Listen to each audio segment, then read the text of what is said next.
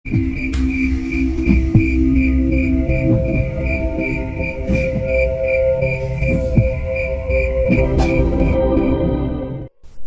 bantu tolong ambilkan botol itu? Saya tidak bisa jongkok karena perut saya lagi hamil besar, ucap perempuan cantik berambut kerinting gantung dengan mata sangat sayu. Bahkan aku menatapnya untuk beberapa detik karena takjub sekali dengan kecantikannya. Halo mas, saya bicara dengan kamu loh. Bisa bantu aku? Ucap kedua kali perempuan itu. Iya ya mbak, gimana? Bantuin apa mbak? Saut Putra terbata-bata, masih kaget. Itu mas, botol minuman saya jatuh. Mas kenapa segitunya melihat saya? Jawab perempuan itu sambil tersenyum malu. Sangat cantik. Pandanganku sebelum mengiyakan dan membantu mengambil masih saja tidak bisa lepas dari wajah perempuan yang tidak aku kenal ini. Ini mbak botolnya, ucap Putra sambil mengasongkan botol. Sakit, ini sakit. Perutku sakit sekali mas, jawab perempuan itu tiba-tiba langsung mendudukkan badan di lantai. Aku sangat kaget. Apa ini akan melahirkan atau kenapa? Karena benar-benar tidak tahu sama sekali. Mas, tolong, mas tolong, ucap perempuan itu kesakitan. Aku harus gimana mbak? Jawab Putra gugup dan langsung jongkok berhadapan tidak jauh dengan perempuan itu. Tidak lama berselang, jeritan perempuan itu semakin kencang, hanya bicara, tolong, sakit. Terus seperti itu berulang-ulang. Darah dari arah antara paha perempuan itu keluar seketika. Darah yang sangat merah. Aku masih belum berbuat apa-apa, mematung diam tanpa kata apapun. Sini kamu mas, ucap perempuan itu sambil mengarahkan pisau tajam ke Putra, seperti ingin menusuk punggung Putra dari arah atas. Mbak, jangan mbak. Salah saya kenapa mbak? Sahut Putra menahan tangan perempuan dengan pisau di tangan kanannya. Dari teriakan kesakitan, tiba-tiba suara perempuan itu menjadi tertawa yang sangat menakutkan. Aku hanya bisa berteriak sejadi-jadinya dengan kencang karena pisau itu sedikit demi sedikit sudah mendekat dengan badanku. Suara Putra menahan dengan sekuat tenaga dan mulai berlinang air mata. Putra, bangun. Kamu ini teriak kencang sekali. Udah pagi ini. Kenapa kamu ini? Ucap ibu membangunkan Putra. Ya bu, aku bangun ini, jawab Putra kaget. Kenapa harus mimpi dengan perempuan itu? Dan sudah lama sekali tidak mimpi semenyeramkan seperti barusan. Biasanya mimpi tidak jelas. Ini jelas sekali. Perempuan hamil, cantik, ingin menusukku. Pikiranku, walau mata sudah terbuka, masih mencoba mengingat apa maksud dari mimpi itu dengan detail. Walau masih percaya itu hanya serbuk tidur, tapi aku harus menyimpan ingatan tentang mimpi itu juga. Masih melamun. Kirain ibu langsung mandi. Cepet mandi, makan. Udah kebiasaan banget kamu kelewat sholat subuh. Kebiasaan di sana ini, ucap ibu mengomeli Putra. Iya ya, mau ini. Nanti aku ke meja makan. Bilang sama bapak bu, aku mau bicara panjang dengannya ya, saut Putra sambil bangun berjalan ke kamar mandi. Iya, tapi harus tenang, jangan pakai emosi. Kasihan bapak, belum sembuh total, jawab ibu. Selalu kasihan dengan orang lain. Apa kabar diri ibu sendiri? Kurang lama lagi waktu yang sudah berlalu ini bu, ucap Putra sambil masuk kamar mandi.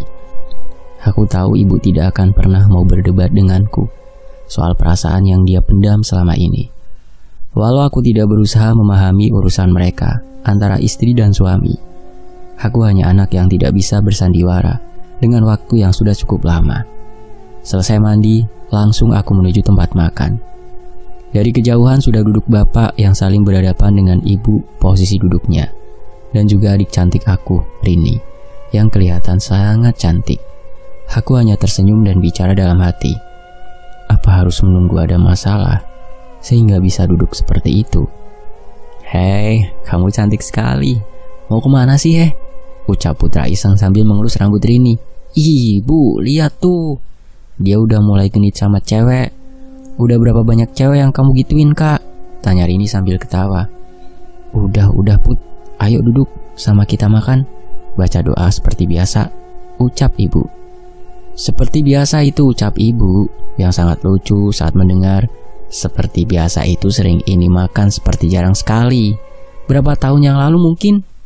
Aku sesekali menatap bapak, masih dengan raut muka yang arogan. Terlihat banyak pikiran. Dan sekarang aku baru sadar, badannya yang 4 bulan lalu aku pulang masih agak lumayan gemuk, sekarang mulai kurus. Tidak terlalu lama waktu makan, karena sangat terlihat antara ibu, Rini, bapak, dan aku ada sesuatu yang ingin disampaikan. Selesai makan, Bi Ima membereskan dibantu Rini. Herannya, Bi Ima tidak sama sekali memandang aku. Kenapa dia ini? Tidak seperti biasanya. Putra, panggil bapak. Iya pak, gimana?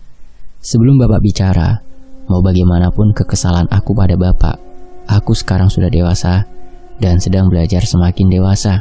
Seperti itu kan yang bapak ibu mau? Putra kaget dengan kesakitan bapak. Bapak tidak usah minta maaf dan Putra mau mengurus pabrik selama Putra di sini. Jawab Putra dengan tenang. Iya, bapak terlalu banyak salah. Syukurlah bapak tenang dengarnya.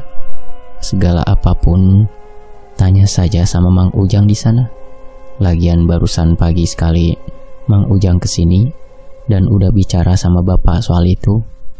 Gimana kuliah kamu dan adik kamu? Tanya bapak dengan nada pelan. Ibu kelihatan senang dengan apa yang aku ucapkan seperti itu. Padahal aku sedang memancing persetujuan dengan bapak setelah obrolan basa-basi yang sangat menjijikan ini. Apalagi yang baru aku ucapkan. Baik, lancar. Urusan Rini di sana sudah tanggung jawab aku saja pak, jawab Putra.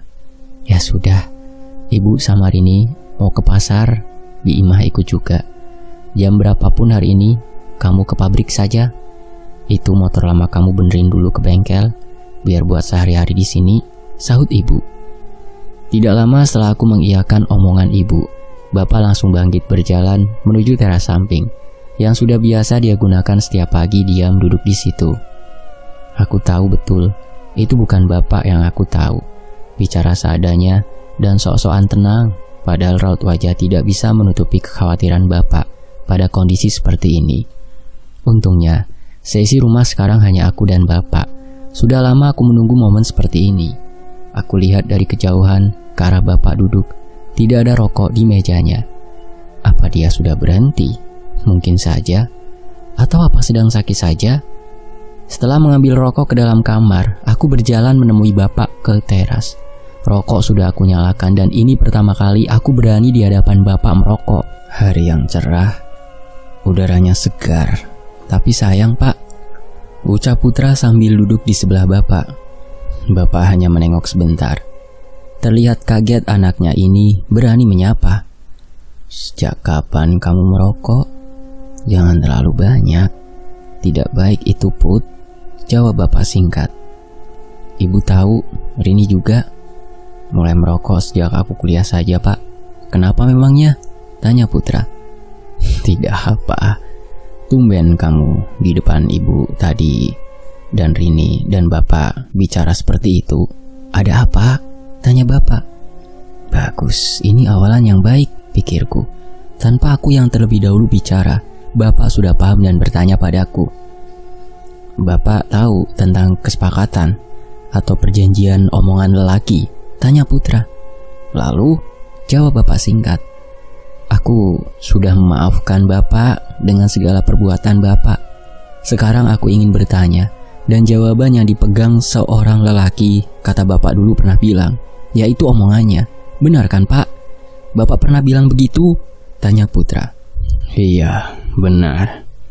Bapak pernah bilang seperti itu, jawab bapak sambil memandang ke arah Putra. Aku tidak tahu awalnya bertanya apa. Kenapa pak? Bapak sakit apa? Ada kaitannya dengan pabrik tahu yang sudah berpuluh tahun bapak teruskan dari kakak itu? Tanya Putra perlahan. Kenapa kamu tanya soal pabrik dan menyangkutkan dengan penyakit bapak ini? Ucap bapak dengan tegas.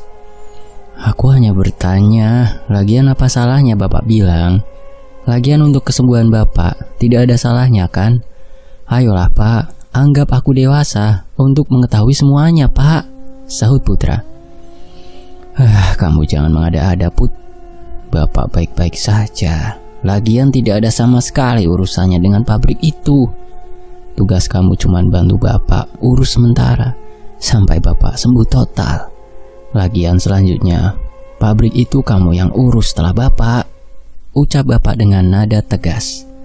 Sudah sana, asap rokokmu itu, bentak Bapak. Ya sudah, kalau mau bercerita, jangan segala masuk kamar aku ketika aku tidak ada. Mumpung aku lama di rumah, bicara saja Pak, jawab Putra sambil meninggalkan Bapak. Aku pikir Bapak akan mudah terbuka. Ternyata tidak. Dia masih sama seperti dulu. Laki-laki yang sudah mulai menua, tetap dengan sikap seperti itu. Dengan begitu, aku sudah bulat memutuskan memang harus aku sendiri mencari tahu keanehan ini. Baru saja aku duduk di kursi depan, baru selesai mengeluarkan motor trail aku yang dulu, yang akan aku bawa ke bengkel dulu buat daily aku ke pabrik. Tiba-tiba seperti ada orang tua yang gila, laki-laki itu memperhatikan aku di arah gerbang. Bergegas sambil menaiki motor, aku sapa dia. Kenapa Pak? Ada perlu apa? Tanya Putra. Laki-laki tua yang kelihatan seperti gila itu hanya tersenyum dan melambaikan tangan ke arah lurusan kamar aku. Karena kamar memang mentok di dinding benteng rumah. Jadi, jika dilihat dari depan, sangat jelas posisi jendela kamarku. Halo kek, saya bicara sama kakek loh, ucap Putra. Semakin yakin itu orang gila. Lelaki tua itu seketika menatapku tajam dan ketawa terbahak-bahak. Kemudian berkata, kasihan kamu nak, harus bertanggung jawab. Pelan sekali. Tidak aku respon. Kemudian setelah menutup gerbang, aku tarik gas motorku ini, mengabaikan laki-laki tua dengan rambut panjang tidak terurus itu. Karena masih penasaran, belum jauh aku melaju, aku tengok ke belakang dan laki-laki tua itu sudah tidak ada. Siapa dia? Nanti sampai di pabrik, aku tanyakan ke Mang Ujang. Perjalanan dari rumah ke pabrik tidak lama, kurang dari 10 menit. Sampai di pabrik, hari pertamaku menggantikan Bapak sekitar jam 9 kurang. Dari halaman gerbang, aku melihat sekeliling. Masih pagi saja suasananya seperti ini. Tidak jauh berbeda dengan kemarin sore, karena banyak rimbun pepohonan jati tua. Segera aku parkirkan motor di tempat yang biasa pegawai Bapak parkir. Sedari pagi, belum melihat handphone. Chat grup kelas, anak-anak nongkrong seperti biasa. Tapi tumben ada chat masuk dari Rini yang jumlahnya banyak. Segera aku baca dan aku mengerti maksudnya apa. Rini ingin bicara denganku serius tentang obrolan ibu. Aku suruh saja Rini kesini, ke pabrik. Langkah kaki memasuki pabrik, melihat sekeliling hanya beberapa saja yang sedang sibuk bekerja. Kelihatan dari jauh Mang Toha dan Mang Deden sedang menimbang kedelai untuk produksian hari ini. Karena pagi malam adalah proses pembuatan dan malam sekitar jam 2 dini hari, tahu yang sudah siap baru dikirim ke beberapa pasar dan pelanggan. Secara keseluruhan, aku sudah paham betul soal pabrik. Sebenarnya tugasku lebih mengontrol keuangan masuk dan keluar. Meneruskan saja. Masuk ke dalam pabrik. Assalamualaikum, ucap Putra. Den Putra, pagi sekali Den, saut Mang Toha. Iya nih Den, jam segini baru timbang-timbang kedelai gini. Sebentar lagi baru dicuci dan dimasak dulu, ucap Mang Deden. Oh iya, tidak apa-apa Mang. Aku hanya keliling saja. Mang Ujang mana ya? Tanya Putra. Jam segini biasa, Mang Ujang belum pulang. Dari rumah Haji Roy, juragan kedelai Den. Biasanya pengiriman subuh baru dibayar pagi sama Mang Ujang, jawab Mang Toha. Oh begitu ya. Ya udah silakan lanjut Mang. Aku paling di belakang dulu, saut Putra. Segera aku berjalan melewati tungku pembakaran dan melewati tempat pencucian yang ukurannya sangat besar. Ada bau yang asing seperti dupa. Aku ikuti bau itu. Ternyata benar, ada seperti kemenyan dan dupa dalam satu wadah di balik tempat pembakaran. Bahkan aku tidak mengerti untuk apa. Tidak lama, aku duduk di tempat biasa Bapak menghabiskan waktu di pabrik. Melamun, kenapa tempat ini bisa menyeramkan? Ada apa sebenarnya? Put, dari kapan di sini? Amang baru saja pulang. Tadi kata Toha kamu udah di sini aja. Tanya Mang Ujang. Barusan, belum lama Mang. Nih, ngerokok Mang. Sahut Putra. Ada nih. Jadi gimana? Yang sibuk biasanya malam Put. Kalau pagi ya gini-gini aja. Malam kan harus ngitung jumlah yang keluar dan lain-lain, ngebagi dan lain-lain juga. Sepertinya malam saja kamu kesini, biar Amang yang urus dari pagi ke malam, seperti biasa. Sahut Mang Ujang menjelaskan. Oh begitu Mang. Baik kalau gitu. Mang, boleh aku bertanya? Tanya Putra. Bi Imah sudah menjelaskan, Ibu sudah bercerita, Rini juga. Bahkan Bapak pada Amang Put. Sudahlah Put, biarkan saja pabrik ini sebagaimana mestinya. Tidak perlu kamu mengganggu mereka yang sudah lama di sini dan di rumah. Lagian masa lalu dan ini sudah turun-temurun Put. Susah. Jawab Mang Ujang yang sudah paham dengan apa yang ingin dikatakan Putra. Oh begitu. Bisa saja aku tidak berbuat apapun asal aku tahu cerita semuanya seperti apa. Gimana, setuju? Sahut Putra memberikan kesepakatan. Cerita apa Put? Amang tidak tahu dengan apa yang kamu maksud. Bahkan Amang juga tidak tahu apa-apa. Amang hanya bekerja pada Bapak dengan waktu yang lama. Jawab Mang Ujang dengan nada terbata-bata. Aku pikir Mang Ujang tidak akan sama dengan Bi Imah, Ibu dan Bapak. Sahut Putra kecewa. Bukan begitu Put. Ini sudah terlalu lama dan sudah terlalu berlalu. Semua kejadiannya. Bahkan Amang beneran tidak tahu apa-apa kecuali Bapak. Ucap Mang Ujang. Bapak, iya. Aku juga yakin begitu. Ya sudah, anggap saja kita sedang berbicara hal itu Mang. Jam berapa malam ini aku balik lagi ke sini Mang? Sahut Putra. Jam 10 juga boleh Put. Karena biasanya jam segitu semua tahu lagi dibungkus sama bibi-bibi. Jadi sudah bisa ketebak berapa banyak dan lain-lainnya. Oh ya, di meja sana ada semua catatan. Kamu pelajari dulu aja ya. Ucap Mang Ujang. Setelah obrolan singkat dengan Mang Ujang, aku langsung mengambil buku-buku dan lain-lain yang perlu aku ketahui soal proses pabrik tahu ini. Ya, sistem pabrik ini masih menggunakan zaman dulu, belum komputerisasi. Jadi mau tidak mau ballpoint dan buku masih jadi andalan. Segera aku melangkah melewati dalam pabrik ini. Aneh sekali auranya beda. Ini kali kedua setelah membicarakan tentang sisi sensitif pabrik ini, pasti begini. Setelah kemarin dan juga sekarang. Melewati tungku pembakaran, aku kaget bukan main. Di siang bolong seperti ini, ada yang meniup kedua telingaku dengan kencang. Padahal hanya ada Mang Deden yang sedang menyiapkan kayu bakar di arah lumayan jauh. Aku melihat sekeliling, tidak ada siapa-siapa. Aku lanjut berjalan seperti terus ada yang memperhatikan aku dari berbagai sudut. Ini benar-benar takut. Di balik keranjang panjang menumpuk ke atas memang gelap. Ketika mata mengarah ke sana, ada dua bola mata putih. Seketika persekian detik aku melihatnya. Segera aku berjalan lumayan cepat menuju parkiran motor. Masih dengan nafas yang belum tenang sama sekali. Dan keringat tentunya sudah mulai turun. Masa iya di siang bolong begini?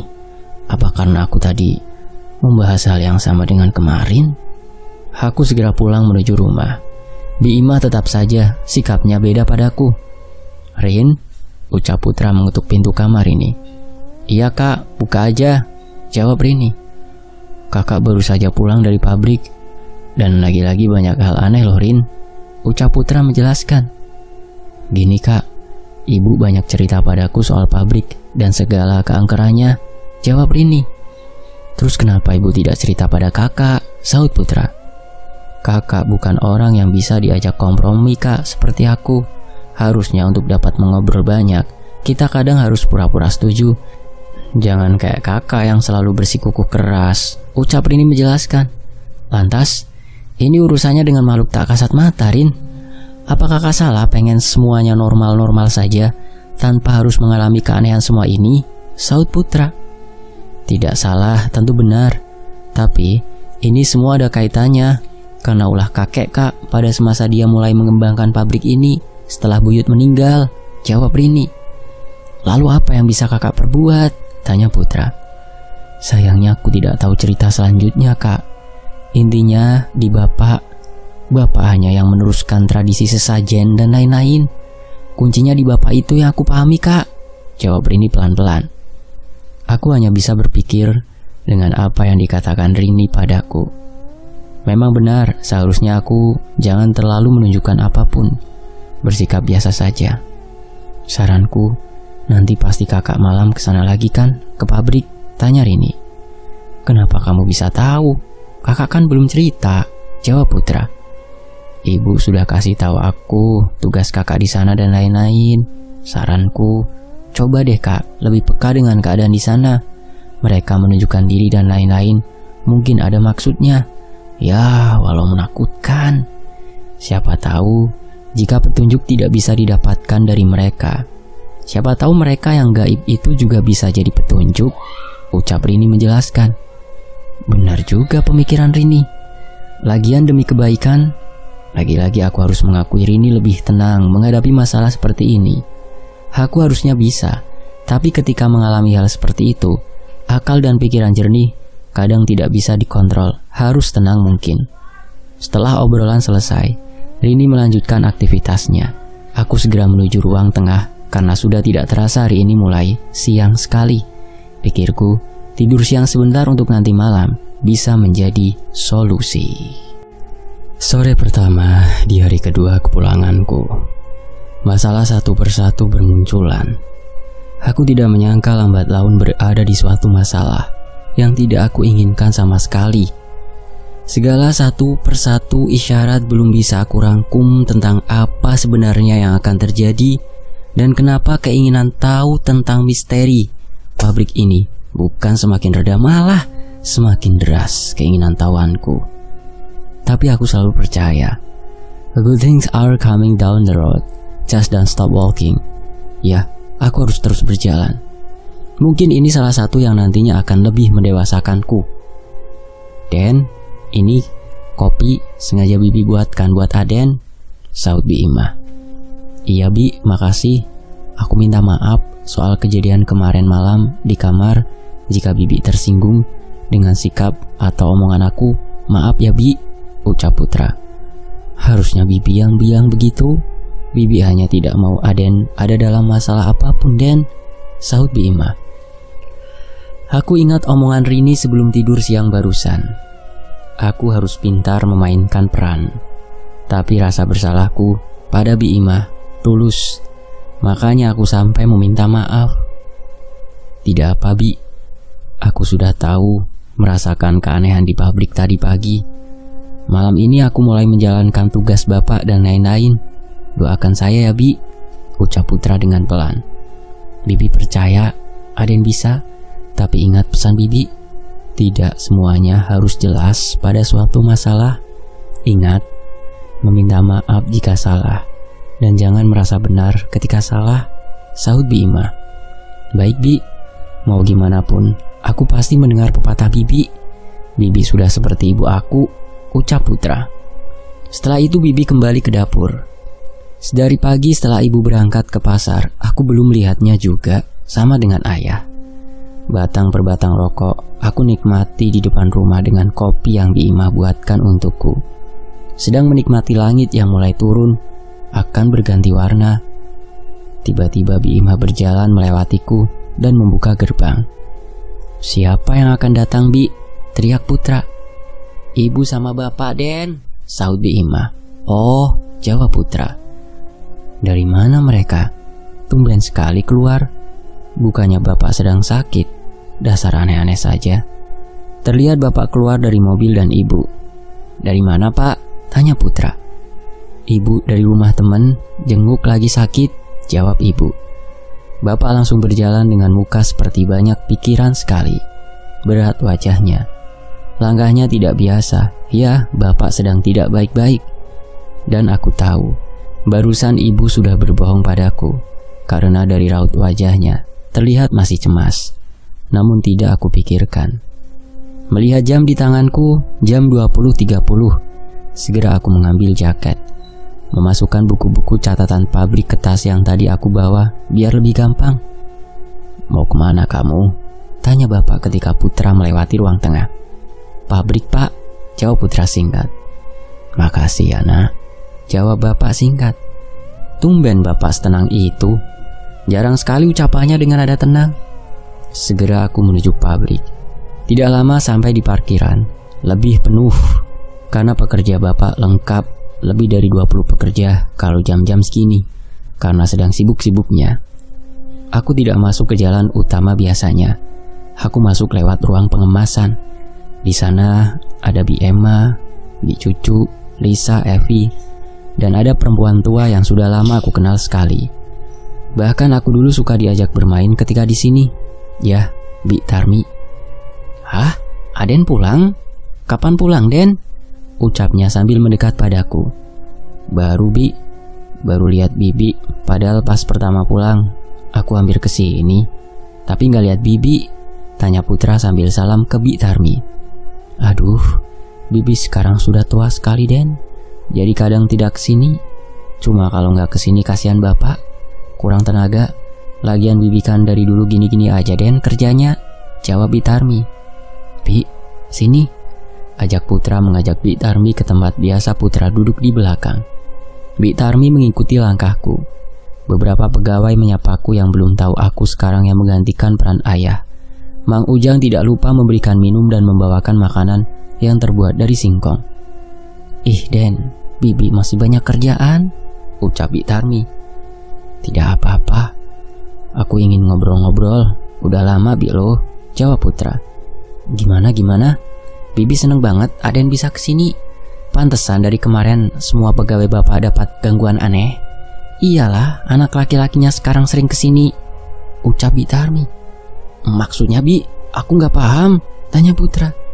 "Dari dulu, kalau ada orang baru atau pegawai zaman kakek atau zaman bapak kamu, pasti suka digangguin, Den," ucap Bi Ima. "Tahu kenapa awalnya, Bi, itu bisa kayak gitu?" tanya Putra. "Kenapa Aden tanya itu? Saya pergi dulu ya, Den. Masih banyak yang harus dibungkus," ucap singkat Bi Tarmi menunjukkan ketidaksukaan atas pertanyaan Putra. Oke, aku terlalu berharap Bi Tarmi akan bercerita tentang awalnya pabrik ini berdiri dan menceritakan semuanya padaku. Ternyata tidak. Sangat rapat sekali orang-orang lama di sini. Bahkan untuk memberitahuku sesuatu saja sangat susah. Kubrak! Suara jatuh dari arah pohon jati sangat kencang. Tanpa ada angin membuyarkan pikiranku. Segera, aku berdiri menatap ke arah pohon itu. Tiba-tiba bau harum bunga yang tidak tahu bunga apa ini, seperti melati yang kental yang aku cium. Tiba-tiba suasana tidak enak sekali. Padahal aktivitas dalam pabrik sangat berisik. Bau melati tidak lama menjadi anyir. Seperti bau darah gitu, aku nggak bisa menjelaskan dengan baik. Aku masih menatap ke arah pohon tua itu, berdiri mematung. Tiba-tiba dari arah lain, ada perempuan hamil berjalan menuju ke arah di mana suara itu pertama aku dengar. Aku mencoba tenang. Walau bulu pundak sudah mulai terasa berdiri, aku berpikir tenang. Perempuan hamil? Perasaan aku pernah memimpikannya. Apa sama dengan mimpiku yang ingin membunuhku dengan pisau? Belum saja setengah malam aku lalui. Ucapan selamat datang pabrik ini padaku dengan segala misterinya cukup membuat aku harus mengiyakan cerita-cerita pegawai bapak atau warga di sekitar sini. Sialnya, perasaan yang takut masih beradu dengan penasaran. Aku coba duduk dengan tenang dan mengalihkan pandanganku ke arah pohon dekat kobakan pembuangan itu ke buku catatan pabrik. Baru saja membuka beberapa lembar buku, ada suara di belakang aku. Berulang-ulang. Seperti meniupkan angin ke arah leherku. Aku masih menahan untuk tidak membalikkan badan. Lagian tidak mungkin pegawai bapak bercanda seperti ini. Lalu siapa yang berada di balik badanku itu? Dalam hati menghitung 1, 2, 3. Segera aku balikan badan, menengok ke belakang. Kubrak! suara kucing hitam loncat dari arah belakang, tepat di mana aku membalikan badan. Tarikan nafas panjangku membuat sedikit lega dan heran. Masa iya kucing bisa meniupkan seperti angin ke arah belakang leherku? Terlihat dari kejauhan, Mang Ujang sedang berjalan menuju ke arahku, membawa secangkir kopi dengan langkah yang tidak biasa. Terlihat buru-buru sekali. "Kenapa, Mang? Kelihatannya rusuh sekali," tanya Putra. "Tidak apa, Put. Nih, kopi. Sambil kamu menunggu di sini, Amang tidak bisa menemani kamu malam ini. Anak Amang yang kecil sedang demam," ucap Mang Ujang menjelaskan. "Oh, sudah lama sakitnya, Mang?" "Ya udah, tidak apa, Mang. Lagian aku paham dan semua tugasku tinggal meneruskan aja kan?" sahut Putra. "Iya, Amang juga sudah telepon Bapak buat bilang yang sama, kayak kamu. Ya udah, Amang pamit dulu ya," ucap Mang Ujang. Malam pertama tugasku benar-benar harus sendiri. Walau pekerja Bapak masih banyak yang sedang bekerja sampai waktu tengah malam biasanya. Rumah Mang Ujang yang aku tahu memang di kampung sebelah, lumayan 30 menitan dari pabrik ini. Aku hanya berjalan-jalan mengelilingi pabrik sambil melihat proses pembuatan tahu ini. Melihat jam masih pukul 22 lebih, dalam pikirku, dari zaman buyut, kakek dan bapak, ini adalah tempat perjuangan. Perjuangan membesarkan usaha ini, yang hingga membuat aku mendapatkan kehidupan yang layak. Setelah berkeliling, aku kembali ke teras belakang pabrik untuk duduk, sambil menikmati malam yang semakin hangat. Suasana di sini sekarang jauh lebih baik. Beberapa batang rokok satu persatu aku nikmati. Melihat handphone, ternyata ada chat masuk dari Rini. "Tidak lama kakak berangkat, Bapak seperti kerasukan di kamar kakak. Sampai Haji Roy, juragan kedelai itu datang dengan orang yang bisa gitu." Terdengar dari obrolan mereka, tumpukan kayu pabrik. "Coba kakak ke situ lihat ada apa.